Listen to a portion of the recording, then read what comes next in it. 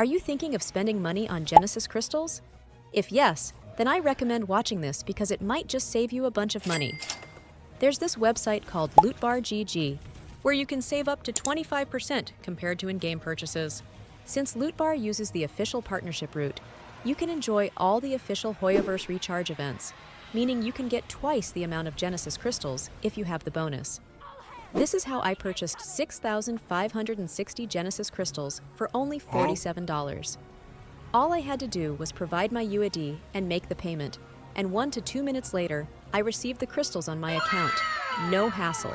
It's completely safe and secure, and has thousands of good reviews on their website. Even big shots like Dukaja, Tevat Times, and Genshin Impact approve of Lootbar, so head over to the link in the description and start saving money. New users get 10% off their first purchase. Hello everyone!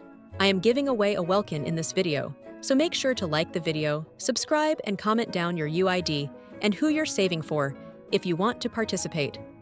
If you've been saving primogems or carefully planning future pulls, the next few updates are going to be crucial. What's ahead isn't just about which characters are returning, it's also about what patterns from past versions can tell us about what to expect and how you can make the most of the primos you've saved. Looking at the next patch, version 5.7 is shaping up to be well-balanced, with a solid mix of new and returning faces. Skirk will finally make her debut, bringing a Cryo sword playstyle with a unique mechanic called Serpent's Subtlety that powers her enhanced normal attacks and burst. Her kit encourages synergy with Hydro or freeze-based teams, and early impressions suggest she could be a strong addition for players looking to build around Cryo damage scaling. Alongside her is Dahlia, a new 4-star Hydro sword wielder from Mondstadt. His playstyle is HP scaling with a team-wide attack speed buff built into his skill. Emilie, a Dendro polearm unit from Fontaine, also makes a return. Originally introduced in version 4.8, she specializes in boosting the burning reaction with her AoE Dendro skill that interacts powerfully with Pyro. For anyone who skipped her earlier, this might be the right time to grab her, especially for players who pulled for Kinich this patch. Moving into the latter half of the same version, we see Mavuika getting her long-awaited rerun.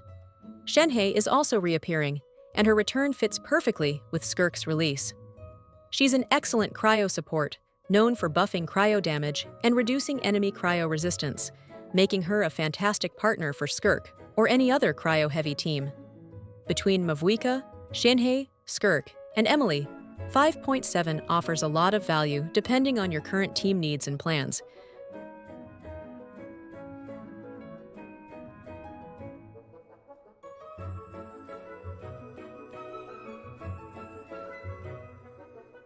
A note that everything from here on out is based mostly on speculation.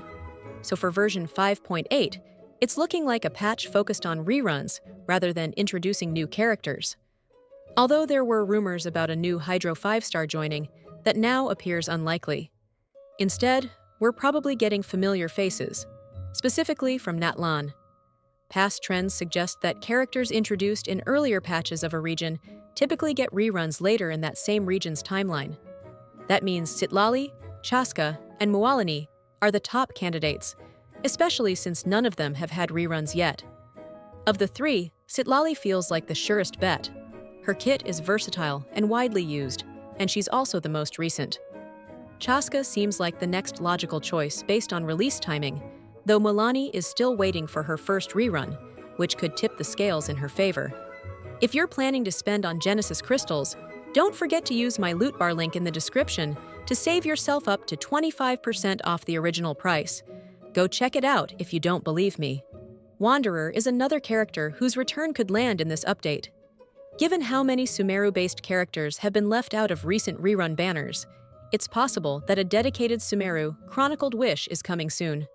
However, Wanderer seems like an exception and may get a solo rerun instead.